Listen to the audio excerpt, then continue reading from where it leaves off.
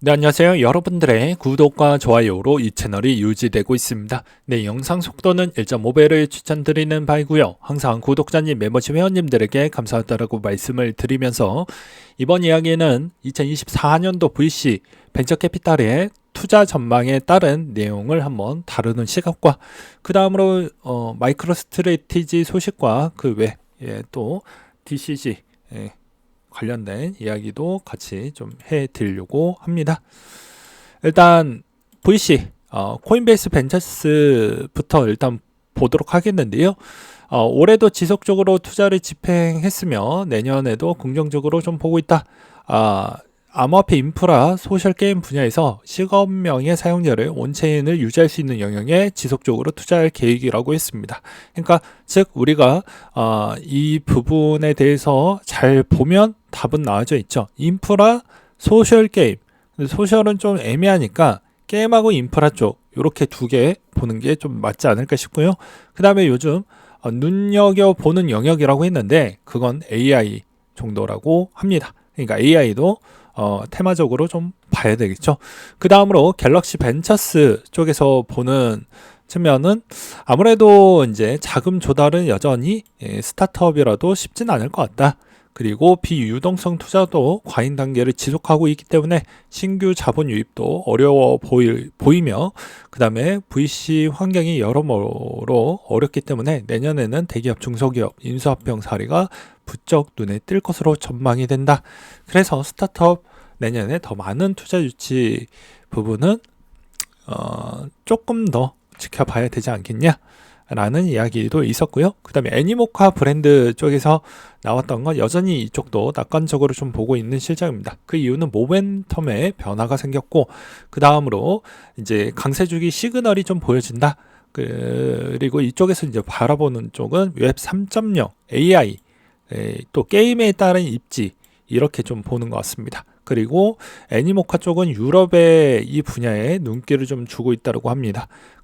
그 다음으로 멀티코인 캐피탈 쪽에서는요, 아무래도 GPU 공급이 수요를 따라가지 못하면서 리소스 확보 경쟁이 심화될 것 같다.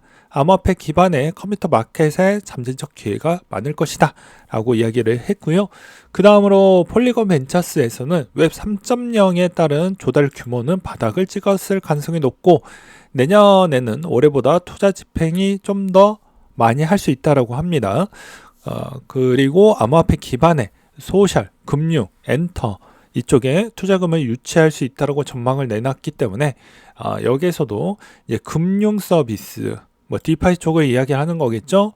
엔터는 솔직히 복불복이니까 이건 알아서 좀 하시고 소셜도 복불복이니까 이것도 좀 잘 좀 정리를 하신 다음에 투자를 하시길 바라겠습니다. 그 다음으로 이번에 마운트콕스 채권자 이중으로 상환금을 수령을 받았다라는 내용이 있었는데요. 내년에도 마운트콕스 내용은 좀 잘 지켜보실 필요성이 있습니다. 카미카즈 피아트는 10년 만에 처음으로 현금 상환이 이루어졌고 채권자는 2배 상환금을 수령했다고 전했다고 합니다. 3대 소셜미디어 플랫폼 레딧에서도 채권자들이 이중으로 상환금을 수령했다라는 확인된 글이 올라오고 있다고 하네요. 그 다음으로 마이크로 스트래티지 2020년도 때부터 보유 현금 일부를 비트코인으로 매입을 했었죠. 그래서 우리 돈으로 약 10조 원 정도의 상당을 하고 있고 지금도 계속 가치가 약간 조정을 받고 있지만 여기서 한 단계 더 올라가면 계속 10조 이상에 있는 가치를 가져가고 있다고 보실 수가 있게 되겠습니다. 본업보다 이제 더 나은 효과를 보고 있었죠. 원래 본업이 했었을 때 주가는 항상 스테이블 형태로 계속 지평선만 그어내고 있었는데 여기서 비트코인이 들어가자마자 변동성이 워낙 커졌다라고 볼 수가 있었습니다. 뭐 작년 같은 경우에는 74% 폭락이 나왔고 연초에는 뭐 300% 넘게 올랐고 공매도 비중은 20%대 초반을 보여주고 있고요. 그 다음에 비트코인 규제는 지속적으로 성숙할 것 같다라고 마이크 셀러가 그렇게 이야기를 했다라고 합니다.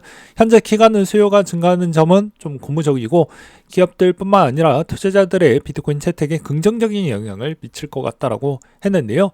대부분 기업들의 시총 대비 수익률 표를 또 보게 되면 자, 여기서도 좀 갈리게 되는데 마이크로 스트래티지 연평균 300% 성장했고요. 마라톤 디지털 연평균 680%, 라이어 플랫폼 400%, 수익률이 아주 미쳤습니다. 특히나 마라톤 디지털이 말도 안 되게 성장을 좀 많이 보여줬고, 그 다음에 뭐 코인베이스, 로빈후드 등등인데, 로빈후드는 솔직히 좀 아예 뭐 코인 기반에 있는 거래소만 운영하는 건 아니니까 좀 별개로 봐야 되겠죠. 그 다음에 최신 내용 한번 가져와 봤는데요. 마이클 셀러가 2024년도 어떻게 보고 있냐 라고 이제 뭐 보기를 4가지를 주었죠. 5만, 10만, 15만, 20만 플러스 알파 이렇게 해놨습니다. 근데 시작점이 되게 웃기죠. 시작을 5만부터 시작을 한다라는 것입니다. 그 다음으로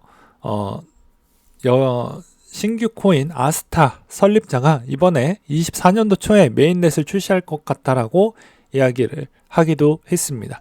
그리고 최근에 이제 변동폭이 조금씩 조정이 나와주다 보니까 아무래도 롱 포지션의 규모도 여전히 뭐 11만 명씩 이렇게 깨져나가고 있는 모습을 좀 볼 수가 있게 되겠는데요.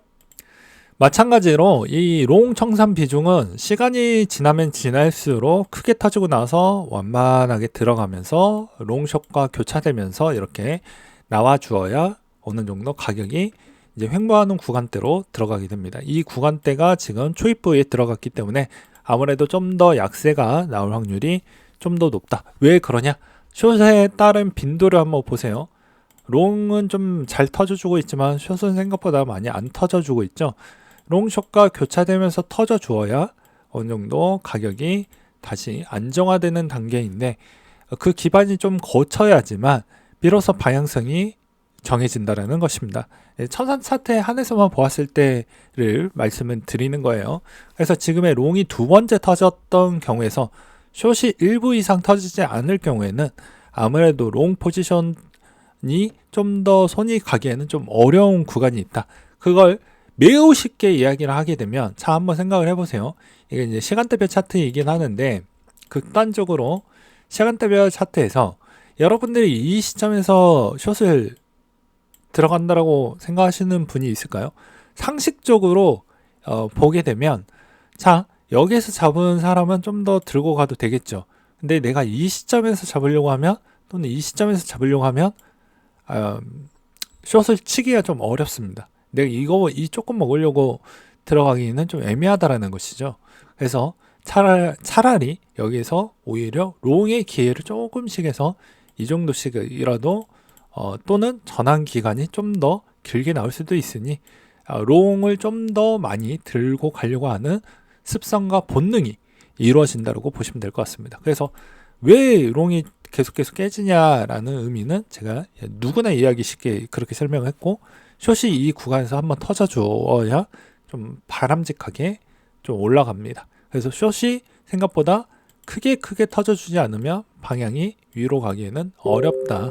그래서 이런 점도 좀 보시고 그 다음에 마감 기간이 ETF 마감 기간일도 이제 거의 가까워졌기 때문에 마감하고 나서는 한 10일 정도에서 12일 정도 그러니까 대충 한 2주 정도는 공백기 기간이 나오겠죠.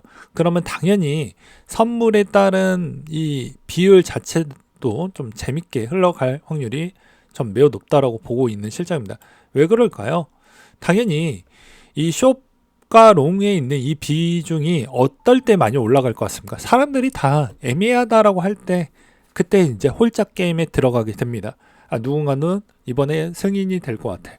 누구는 야 1월달은 좀 아니고 3월달에 되지 않겠어? 이번에는 숏 이렇게 가져갈 수가 있겠죠. 이게 꼭 고배를 쓰지 않음에도 불구하고도 저배로도 충분히 참여할 수 있을 거라고 볼 수가 있습니다. 왜 그럴 것 같습니까? 기존에 대부분 알트코인들이 좀 많이 올라왔기 때문이죠.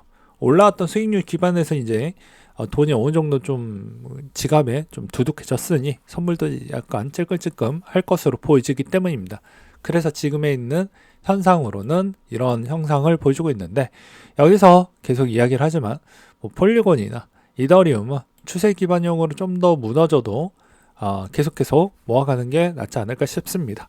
왜 그러냐면 어차피 이더리움은 300만원 미치면 좀 싼 편이고 그 다음에 여기서 더 무너진다고 해도 평균치로 제가 설명을 드릴게요.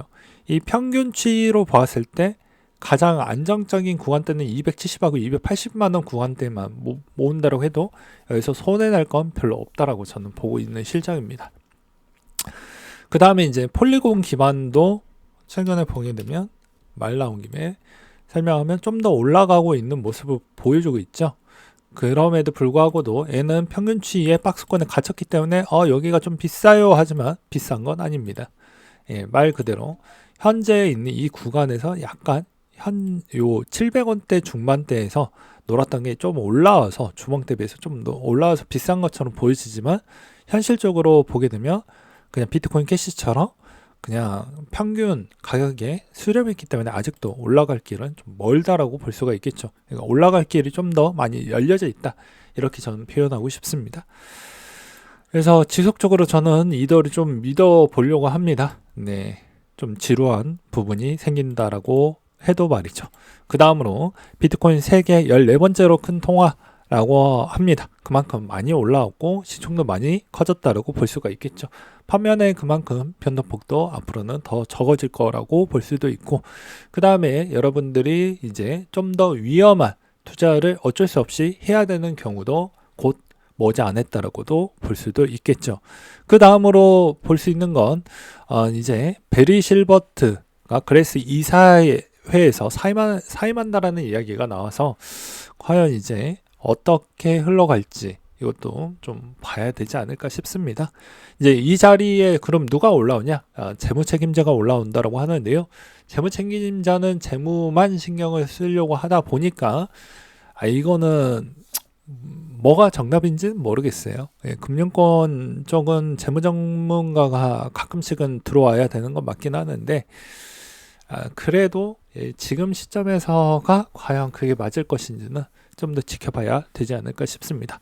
오늘 내용 여기까지 준비를 했고요. 이상으로 마치도록 하겠습니다.